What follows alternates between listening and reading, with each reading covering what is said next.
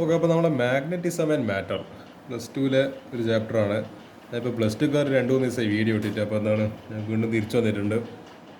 എനിക്ക് ഫിസിക്സിലെ കാര്യങ്ങൾ ഭയങ്കര എളുപ്പമാണ് ശരിക്കും പറഞ്ഞാൽ. എന്താ പറയുക, ഭയങ്കര അധിക പാഠങ്ങൾ വളരെ കുറച്ച് ക്വസ്റ്റ്യൻസിലുണ്ട്. അത്രമാത്രം എന്താ പറയേണ്ടത്, ഒറ്റ വീഡിയോ തന്നെ അധികം തീരുന്നുണ്ട് ഫിസിക്സ്.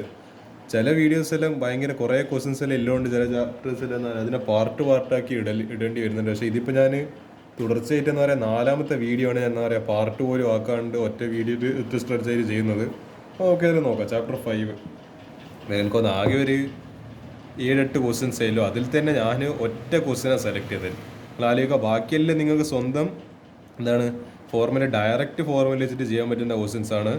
ഈ പാഠം പിന്നെ അധികം ന്യൂമറിക്കൽസിൻ്റെ പാഠമല്ല, ഇത് കുറച്ചും കൂടി തിയറി ഓറിയൻറ്റഡ്. നമ്മളിപ്പോൾ കമ്പയർ ഫെറോ മാഗ്നറ്റിസം, ഡയാമാഗ്നറ്റിസം, പിന്നെ മറ്റേ മാഗ്നറ്റിസം നമ്മൾ പാരാമാഗ്നറ്റിസം, അങ്ങനത്തെ ഇത്. പിന്നെ എന്താ പറയേണ്ടത്, നമ്മളെ equations, what is magnetic moment, അതിൻ്റെ ഇക്വേഷൻ ഇതിന് അങ്ങനത്തെ എല്ലാം പറഞ്ഞിട്ട് വളരെ. പിന്നെ ഇത് ഉണ്ടായിരുന്നല്ലോ നമ്മളെ എളുപ്പി ഇത്. പിന്നെ നമ്മളെ ഈ പറഞ്ഞ മാഗ്നറ്റിക് ഇൻറ്റൻസിറ്റി, മാഗ്നറ്റൈസേഷൻ, അങ്ങനത്തെ എല്ലാം പറഞ്ഞിട്ട്. പിന്നെ അതാ ഗോസസ് ലോ ഇൻ മാഗ്നറ്റിസം. ഇത്ര കുറച്ച് ടോപ്പിക്സ് മാത്രമേ ഇല്ല, ഒരു വളരെ കുഞ്ഞൻ ചാപ്റ്ററായത്. അപ്പോൾ അതിൽ തന്നെ ഒരു NCERT എക്സസൈസ് ക്വസ്റ്റ്യൻ, ഒരു എക്സാംപ്ലർ ക്വസ്റ്റ്യൻ മാത്രമായിരിക്കും ഇതിൽ എനിക്ക് ഡിസ്കസ് ചെയ്യേണ്ടി വരിക. ബാക്കിയെല്ലാം നിങ്ങൾക്ക് സ്വന്തം ചെയ്യാൻ പറ്റുന്നത് തന്നെയാണ്. NCERT എക്സാംപ്ലറിൽ 2-3 ചോദ്യം ഉണ്ട്, പക്ഷെ അത് ഭയങ്കര ലെവൽ കൂടിയത്. അത് എന്താ പറയുക, നിങ്ങൾക്ക് എക്സാമിന് എന്തായാലും വരാൻ സാധ്യതയില്ല. അതുകൊണ്ട് തന്നെയാണ് ഡിസ്കസ് ചെയ്തത്. ആക്ച്വലി അതിൻ്റെ സൊല്യൂഷൻ നിങ്ങൾ കണ്ടു കഴിഞ്ഞാൽ എന്ന് പറയുന്നത് കുറേ റൂട്ടും സ്ക്വയറും എന്തൊക്കെയോ ഉണ്ട്. അപ്പോൾ അത് നമുക്ക് ആവശ്യമില്ല. നമുക്ക് തൽക്കാലത്തേക്ക് എന്ത് മതി, വളരെ എക്സാമിന് വരാൻ ടൈപ്പില്ല, ആ ലെവലില്ല ക്വസ്റ്റ്യൻസ് മതി. അപ്പോൾ ഞാൻ ഡിസ്കസ് ചെയ്യാണ്. നമ്മളിതാ question number 9. The circular coil of 16 turns and radius 10 cm carrying a current of 0.75 ampere rest with its plane normal to an external field. വലിയൊരു ന്യൂമറിക്കൽ വരുന്നുണ്ട്. ഓഫ് മാഗ്നിറ്റ്യൂഡ് ഇവിടെ എത്രയോ കറൻറ്റും നമ്പർ ഓഫ് ടേൺസും റേഡിയസ് എല്ലാം തന്നിട്ടുണ്ട്. ഇതാ നമ്മളെ എക്സ്റ്റേണൽ ഫീൽഡ്, അതായത് മാഗ്നറ്റിക് ഫീൽഡ് എത്ര വാല്യൂ തന്നിട്ടുണ്ട്. A coil is free to turn about an axis in is plane perpendicular to field direction. അപ്പോൾ തീറ്റയ്ക്ക് 90 ഡിഗ്രി എന്ന് മനസ്സിലായി. When the coil is turns lightly and released it oscillates. നമ്മൾ oscillates to നമ്മൾ +2കാർക്ക് lab ചെയ്യുന്നത് ഞാൻ ഈ കൈ കൊണ്ടാണിക്ക് നിന്നാന്നില്ല മനസ്സിലായിട്ടുണ്ടാവും. Simple pendulum. It oscillates about it's stable equilibrium frequency of എത്ര ഫ്രീക്വൻസി തന്നിട്ടുണ്ട്. What is moment of inertia? ഇത് നിങ്ങൾ ചെയ്തിട്ടുണ്ടാവില്ല. ഈ ക്വസ്റ്റ്യൻ നിങ്ങൾ പ്രാക്ടീസ് ചെയ്യാൻ വഴിയില്ല. കാരണം ഇതിൻ്റെ ഒരു ഇക്വേഷൻ വേറെ തന്നെ. ഈ ഇക്വേഷൻ ചിലപ്പോൾ നിങ്ങൾ പഠിക്കാൻ ചാൻസ് കുറവാണ്. നമുക്ക് ഏതെങ്കിലും നോക്കാം. റേഡിയസ് 6 തന്നിട്ടുണ്ട്, കറൻറ്റ് I തന്നിട്ടുണ്ട്, മാഗ്നറ്റിക് ഫീൽഡ് തന്നിട്ടുണ്ട്, ഫ്രീക്വൻസി 2 നമ്പർ പെർ സെക്കൻഡ് തന്നിട്ടുണ്ട്. മാഗ്നറ്റിക് മൊമെൻറ്റ് ഓഫ് കോയിൽ നമുക്കറിയാം, M=NIA. നമ്മൾ കഴിഞ്ഞ ചാപ്റ്ററിൽ ഈ ഒരു ഫോർമുല വെച്ചിട്ട് കുറേ ക്വസ്റ്റ്യൻസ് ചെയ്തിട്ടുണ്ട്. അപ്പോൾ Nൻ്റെ സ്ഥാനത്ത് 16 × I is 0.75 ഇൻറ്റു ഏരിയ അല്ല. അപ്പോൾ പൈ ഇൻറ്റു റേഡിയസിൻ്റെ സ്ക്വയർ, πr². അപ്പോൾ നമ്മൾ 0.10 cm മീറ്ററിലേക്ക് മാറ്റുമ്പോൾ 0.1 മീറ്റർ, അപ്പോൾ അതിൻ്റെ സ്ക്വയർ. അപ്പോൾ ഇത് ചെയ്യുന്ന സമയത്ത് നമുക്കൊരു വാല്യൂ കിട്ടും 0.377 ജൂൾ പെർ ടെസ്ല. പക്ഷെ അവിടെ ആൻസർ തീരുന്നില്ലല്ലോ, കാരണം നമുക്ക് കണ്ടുപിടിക്കണം മൊമെൻറ്റ് ഓഫ് ഇനർഷ്യ. അപ്പോൾ frequency of oscillation of the coil ഒരു ഇക്വേഷൻ ഉണ്ട്. എഫ് അല്ലെങ്കിൽ nu = 2π into root M×B by M×B/I. ഈ M എന്ന് പറയുന്നത് എന്താ, നമ്മൾ ഈ പറഞ്ഞ എടുപ്പോയി നമ്മളെ മാഗ്നറ്റിക് മൊമെൻറ്റ്. ഈ B എന്ന് പറയുന്നത് എന്താ, നമ്മളെ മാഗ്നറ്റിക് ഫീൽഡ്. I എന്ന് പറയുന്ന കറണ്ട്. 2π നമുക്കറിയാം.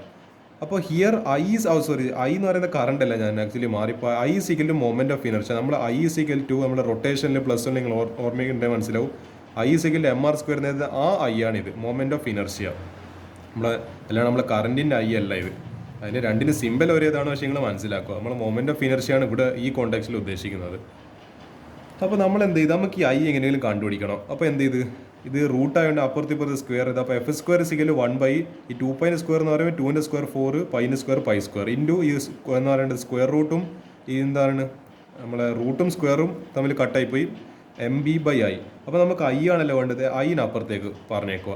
അപ്പോൾ I = MB/4π² × F². അപ്പോൾ വാല്യൂയിൽ സബ്സ്റ്റിറ്റ്യൂട്ട് ചെയ്യുക. M നമ്മൾ ആദ്യം കണ്ടുപിടിച്ചായിരുന്നു 0.377 × 5 × 10⁻², ഡിവൈഡഡ് ബൈ 4 × π വാല്യൂ, π² വാല്യൂ 3.14 × 3.14. പിന്നെ Fൻ്റേത് എന്ന് പറയേണ്ടത് 2 ആണ്, അതിൻ്റെ സ്ക്വയർ എന്ന് പറയുമ്പോൾ 2 × 2 4. അപ്പോൾ നമുക്കിത് കാൽക്കുലേറ്റർ എടുത്ത് ചോദിക്കുക, സമാധാനം പറയാം. അപ്പോൾ ആൻസർ കിട്ടും 1.2 × 10⁻⁴. നമ്മളെ moment of inertia unit kilogram metre square. അപ്പോൾ ഇത്രയായിരിക്കും എൻ്റെ ആൻസർ. അപ്പോൾ ഇത് നിങ്ങൾ ചിലപ്പോൾ ചെയ്യാത്തൊരു ന്യൂമറിക്കലായിരിക്കും. ഇത് ചിലപ്പോൾ ഞാൻ എക്സാമിന് 2025 പബ്ലിക് എക്സാം ഇത് ചിലപ്പോൾ ഞാനെന്താ പറയുക തെരഞ്ഞു പിടിച്ച് കണ്ടുപിടിച്ചൊരു ചോദ്യമായത്. അപ്പോൾ ഇത് എക്സാമിന് വരെ ഞാൻ സാധ്യത കാണുന്നുണ്ട്. കാരണം ഈ ഇക്വേഷൻ അധികം ആൾക്കാർക്കും ഭയങ്കര അൺഎക്സ്പെക്റ്റഡ് ആയിട്ടുള്ള ഒരു ഇക്വേഷൻ ആയിരിക്കും. ഈ ഇക്വേഷൻ നിങ്ങൾ ചിലപ്പോൾ നിങ്ങളുടെ ജീവിതത്തിൽ വരെ കണ്ടിട്ട് തന്നെ ഉണ്ടാവില്ല. എനിക്കറിയില്ല നിങ്ങൾ ഈ ക്വസ്റ്റ്യൻ മുൻപ് കണ്ടിട്ടുണ്ടോ എന്നുള്ളത്. പക്ഷേ ഇതൊന്ന് ചിലപ്പോൾ വന്നു കഴിഞ്ഞാൽ നമുക്ക് എന്ത് ചെയ്യണം, ബെന്ന് ആയിപ്പോകാൻ വേണ്ടി പാടില്ല. അപ്പോൾ NCERT എക്സസൈസിൽ ഞാൻ ഒറ്റ ക്വസ്റ്റിനെ ഡിസ്കസ് ചെയ്തിട്ടില്ലോ. അതും കഴിഞ്ഞ് ആകെ എത്ര ക്വസ്റ്റ്യൻസ് ഇതിലില്ലോ. ഇനി അടുത്തത് നമ്മൾ NCERT എക്സാംപ്ലറാണ്. നമ്മളെ കുറച്ചും കൂടി ലെവൽ കൂടിയ ടൈപ്പിലെ ക്വസ്റ്റ്യൻസ്. അതിനെപ്പറ്റി തന്നെ എനിക്ക് കൂടുതൽ വിശദീകരിക്കേണ്ട ആവശ്യമില്ലെന്ന് തോന്നുന്നു. അപ്പോൾ ഇതാ ആകെ ഒരു NCERT എക്സാമ്പിൾ. ഇതിലിപ്പം വേറെയും ക്വസ്റ്റ്യൻസ് എല്ലാം ഉണ്ട്. പക്ഷേ ഇതെല്ലാം കണ്ട ഇതിൻ്റെ ഭയങ്കര എന്ന് പറയേണ്ടത് ഇതിൻ്റെ ഇപ്പോൾ സൊല്യൂഷൻ ഇതെന്നല്ലോ എന്ന് പറയുക 2m divided cos theta by r cube divide by sine theta. ഇതൊന്നും എന്ന് പറയേണ്ടത് ഞങ്ങൾക്ക് ഭയങ്കര ലെവൽ കൂടി ചോദ്യങ്ങൾ. ഇതൊന്നും എന്തായാലും എക്സാമിന് വരുമെന്നില്ല. ഇതെല്ലാം എന്തെല്ലോ കുറേ എന്ന് പറയുക ജോമെട്രിയിലും വെച്ചിട്ട് കുറേ ലെങ്തിയാണ്. ഇതൊന്നും എന്തായാലും എക്സാമിന് വരില്ല. ഞാൻ എക്സാമിന് വരാൻ സാധ്യതയില്ല ഒരു ക്വസ്റ്റ്യനിലേക്ക് നിങ്ങൾ ശ്രദ്ധ ക്ഷണിക്കുന്നത്. A proton has spin and magnetic moment just like an electron. ആയിക്കോട്ടെ സമ്മതിച്ച്. Why then its effect is neglected in magnetism of materials. പ്രോട്ടോണിന് നമ്മൾ ഇലക്ട്രോണിനെ പോലെ സ്പിന്നും മാഗ്നറ്റിക് മൊമെൻ്റ് എല്ലാം ഉണ്ട്. പക്ഷേ നമ്മൾ മാഗ്നറ്റിസത്തിലേക്ക് വരുമ്പോൾ നമ്മൾ ഇലക്ട്രോണെ മാത്രമാണ് പരിഗണിക്കുന്നത്. എന്തുകൊണ്ട് പ്രോട്ടോണെ പരിഗണിക്കുന്നില്ല? അത് എന്ന് പറയേണ്ടത് ന്യായമായൊരു സംശയമാണല്ലോ. അങ്ങനെ ഒരു ആലോചിക്കുമോ? അപ്പോൾ നമുക്കറിയാം as we know that the magnetic moment of electron or proton is inversely proportional to mass of electron or proton respectively. അതായത് മാഗ്നറ്റിക് മൊമെൻറ്റ് മ്യൂ കൊണ്ട് നമ്മൾ മാഗ്നറ്റിക് മൊമെൻറ്റിനെ റെപ്രസെൻറ്റ് ചെയ്യാറുണ്ട്. Mu electron is inversely proportional to എന്താണ് mass of electron. Inverse എന്ന് പറയുമ്പോൾ 1 by mass of electron. Magnetic moment of proton of mu P mu P inversely proportional to mass of proton.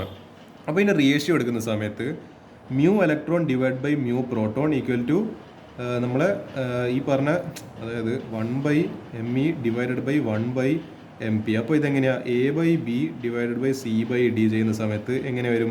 A/B into ഇതിനെ തിരിച്ചിട്ട് multiply ചെയ്യുക D/C. അപ്പോൾ ഇതെങ്ങനെ വരും? ഇത് മുകളിൽ പോവും MP ഡിവൈഡഡ് ബൈ ME വരും.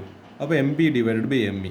As we know mass of electron very എന്താണ് negligibly less than mass of proton. നമുക്കറിയാം നമ്മളെ മാസ് ഓഫ് ഇലക്ട്രോൺ എന്ന് പറയുന്നത് 9.1 ഇൻറ്റു 10⁻31 അല്ലാണ്ട് 10⁻31 അല്ല 10⁻30 ആണ്. അപ്പോൾ 10 കഴിഞ്ഞിട്ട് അല്ല 0 കഴിഞ്ഞിട്ട് 31 0 0.31 അതുപോലെ. അപ്പോൾ എന്താ അത്രയും സീറോസ് ആകുമ്പോൾ നിങ്ങൾക്ക് തന്നെ മനസ്സിലാവും. അതെന്ന് പറയേണ്ടത് നമുക്ക് പരിഗണിക്കാൻ പറ്റുന്ന കാര്യമല്ല. അത് അത്രയും കുറച്ചാണ് ഇതിൻ്റെ മാസ് ഓഫ് ഇലക്ട്രോൺ എന്ന് പറയുന്നത്. അപ്പോൾ നമുക്കറിയാം ഇതിൻ്റെ റേഷ്യോ അപ്പോൾ എങ്ങനെ വരും? Mass of proton divide by mass of electron. കാരണം ഈ mass of electron negligibly small ആയതുകൊണ്ട് തന്നെ അപ്പോൾ ഇറ്റ് വിൽ ബി അതായത് അപ്പോൾ mass of proton will be very much greater than 1. അപ്പോൾ ഇതിനെ നമ്മൾ ഡിനോമിനേറ്റർ ആക്ച്വലി ഇല്ലാതെ തന്നെ വേണ്ടിക്കാൻ പരിഗണിക്കുക. അപ്പോൾ അത് എന്തായിരിക്കും? 1-നെക്കാട്ടും വലിയൊരു വാല്യൂ ആയിരിക്കും. അപ്പോൾ ഇത് റേഷ്യോ ശരിയാണെങ്കിൽ നമുക്ക് എന്ത് ചെയ്യുക? ഇതിനായിട്ട് ഇക്വേറ്റ് ചെയ്യുക. കാരണം mass of proton by mass of electron greater than 1 ആണെങ്കിൽ ഇതിൻ്റെ പകരം നമുക്ക് എന്ത് സബ്സ്റ്റിറ്റ്യൂട്ട് ചെയ്യുക? ഇത് സബ്സ്റ്റിറ്റ്യൂട്ട് ചെയ്യുക. അപ്പോൾ mu electron divide by mu proton very much greater than 1/1 എന്ന് തന്നെ എഴുതി. എന്നിട്ട് എന്ത് ചെയ്ത് ക്രോസ് മൾട്ടിപ്ലൈ ചെയ്ത് ഇത് ഇങ്ങനെ ക്രോസ് മൾട്ടിപ്ലൈ ചെയ്യുക. അപ്പോൾ mu electron very much greater than mu proton. അപ്പോൾ ഈ റിലേഷൻ പ്രകാരം നമുക്ക് എന്ത് കിട്ടി? Magnetic moment of electron is very much compare to magnetic moment of proton. Hence magnetic proton is negligible. അതുകൊണ്ട് എന്ത് ചെയ്യാൻ പറ്റൂല? നമുക്ക് അതിനെ കൺസിഡർ ചെയ്യാൻ പറ്റൂല. ഇതിനെ വെച്ച് നോക്കുമ്പോൾ ഇതിപ്പോൾ ഒരു 1000 ആണ്, ഇതൊരു വെറും 0.1 ആണെങ്കിൽ രണ്ടും തമ്മിൽ വലിയ വ്യത്യാസമുണ്ട്. ഞാനിപ്പോൾ ഇങ്ങനൊരു ഡോട്ട് വരക്കുന്നതും ഇങ്ങനെ സർക്കിൾ വരക്കുന്ന തമ്മിൽ വ്യത്യാസമുണ്ട്. എടോ ഡോട്ട് ഇതായി ഞാൻ ഈ വരച്ച ഡോട്ട് ഇങ്ങനെ കാണുന്നുണ്ട്. ഞാൻ ഇങ്ങനെ ഒരു ഡോട്ട് വരച്ചായിരുന്നു, നിങ്ങൾ കാണുന്ന പോലുമില്ല. പക്ഷേ ഇത് ഞാൻ ഇങ്ങനെ വരച്ചപ്പോൾ നിങ്ങൾക്ക് കണ്ട്.